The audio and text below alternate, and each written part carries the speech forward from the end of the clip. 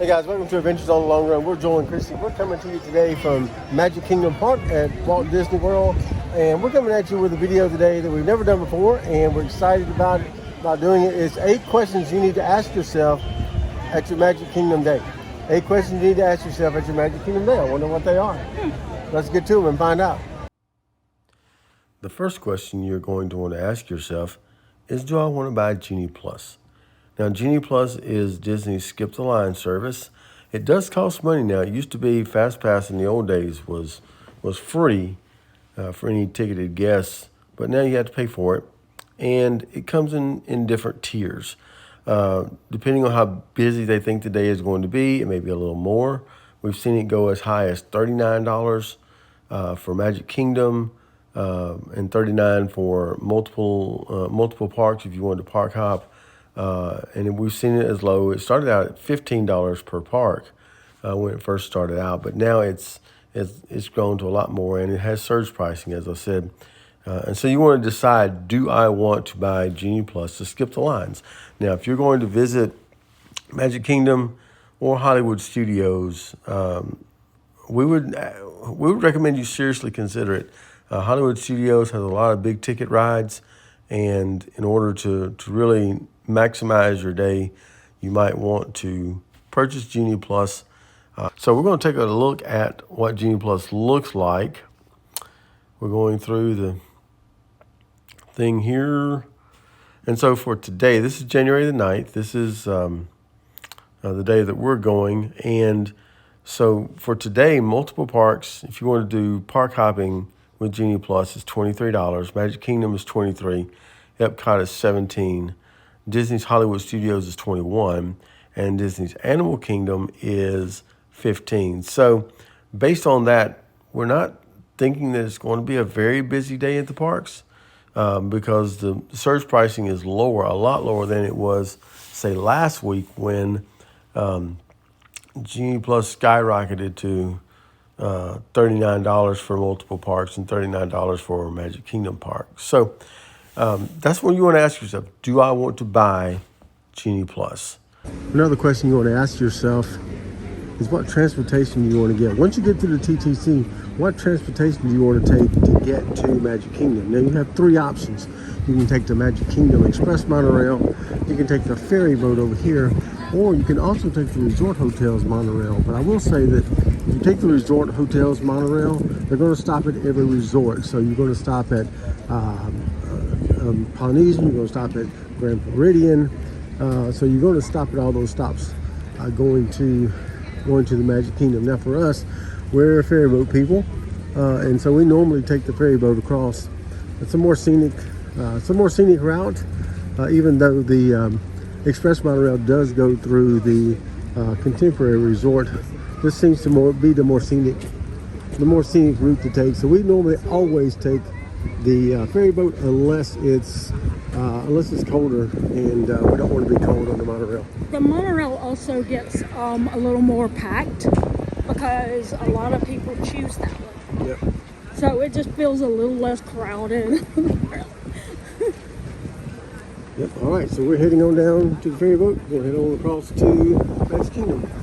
This is another tip. We always go up to the top steps, mainly because there's more seating up there, and most of the strollers, the wheelchairs, everything have to stay on the bottom, and so we always go up to the top. Like I said, because there's more seating up there. Also, if it's a crowded day, they will open the top steps, and you can go off over here instead of having to go back down. But I don't think they're going to do that today because they're not expecting a huge influx of people today, looks like. All right, so they did the ferry boat, and now we're heading up to turnstiles. I don't always ask myself this question, but you do have several different turnstiles you can go through. We always try to go to the shortest line. We are pass holders. If you're a pass holder, there's a pass holder entrance right here. It's not always the shortest line. Sometimes it is. Looks like today it is, and that's the way we're going to go. Always just jump in the shortest line though. All right, so as you enter Main Street, the next question you want to ask yourself is this: do I want to go left or do I want to go right?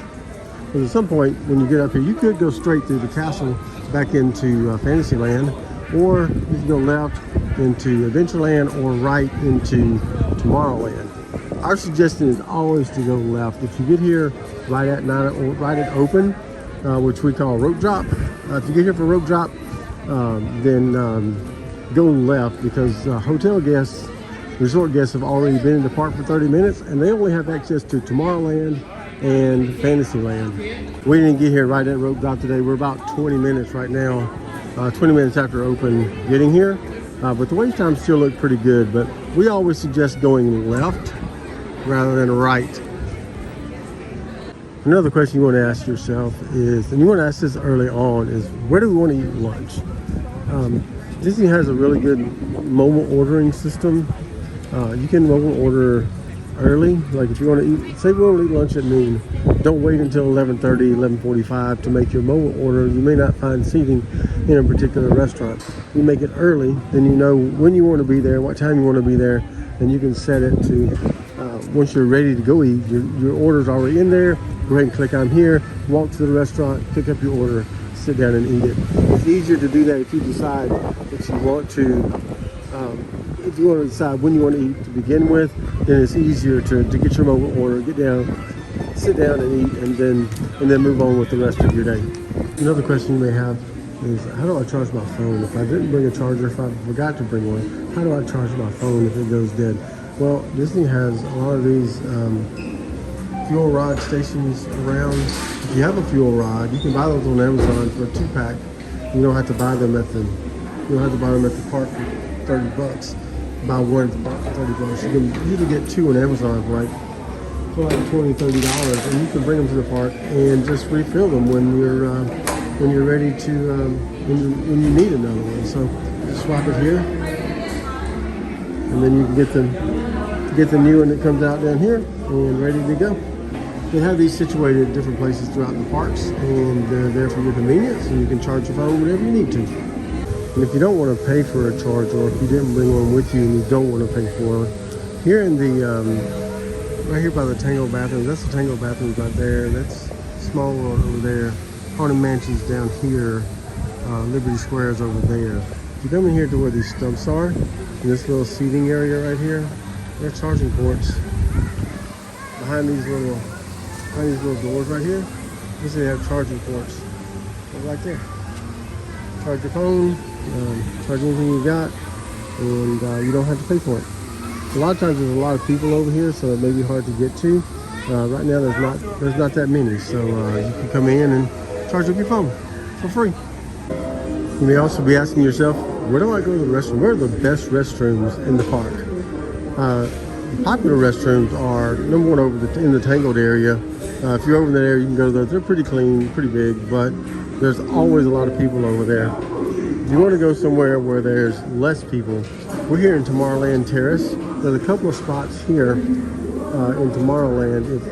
Usually if they don't have this blocked off right here, if they don't have any event up in there, there's restrooms right back there in the back that you can go to if they don't have it blocked off. Sometimes they have it open, sometimes they don't, but you just have to, so they're having a private event. Right now you can't get back there, but when they're not having a private event, you can go back there and use those restrooms because nobody knows they're back there and there's usually no one in there. Another secluded spot where the restrooms are right here on the back side of Tomorrowland Terrace, just off of Main Street. This is Main Street over here. The castle's right there. These restrooms are right here, just as you enter into the Tomorrowland Terrace. Those are usually pretty less traveled as well, because most people are going straight up Main Street and then hanging a right or a left over here, and they don't come this way. So if you're over here, there's restrooms here, and then we're going to show you another one on the other side of Casey's Corner, between Casey's Corner and Crystal Palace. So as you're coming up Main Street, if you hang a left just past Casey's Corner, this is Casey's Corner right here. Hang a left like you're going towards Adventureland. Crystal Palace is up here on the left as well. But if you come here to the side here, there are restrooms. There are restrooms right back here. I don't know if a lot of people know about these back here. So the ladies is right there on the left, and the gentleman's is right over here. There's also a first aid station over here and a baby care center here as well. This is on the back side of Casey's Corner, between Casey's Corner and Crystal Palace.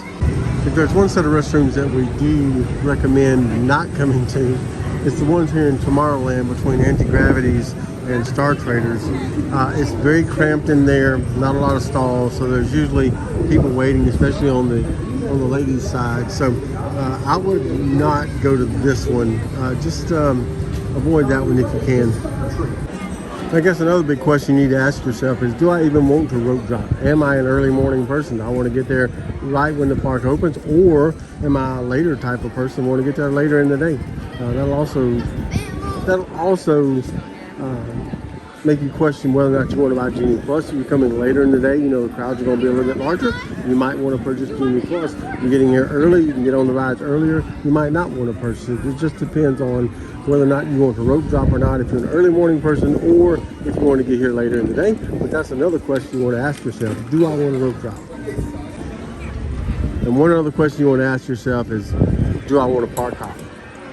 Do you want to go from one park to another? Today is January 9th. It's the first day that you can park hop before 2 p.m.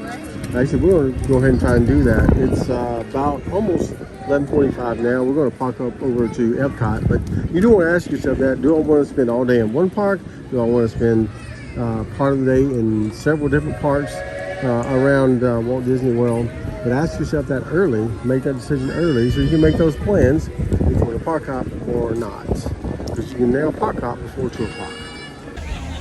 All right, that's going to do it today from Magic Kingdom Park. We hope you've enjoyed these 8 essential questions that you need to ask yourself on your Magic Kingdom day. If you have any comments, let us know in the comment section below. Any tips as well, any questions that you might ask yourself when you're at Magic Kingdom, list those in the comments below. Maybe we'll use them in a future video, and maybe they can help some of our viewers along as well. Yep. So thank you for joining us today. That's going to do it today for Adventures on the Long Run. We're Joel and Christy. Don't forget, life is an adventure. Get out and enjoy it. Bye.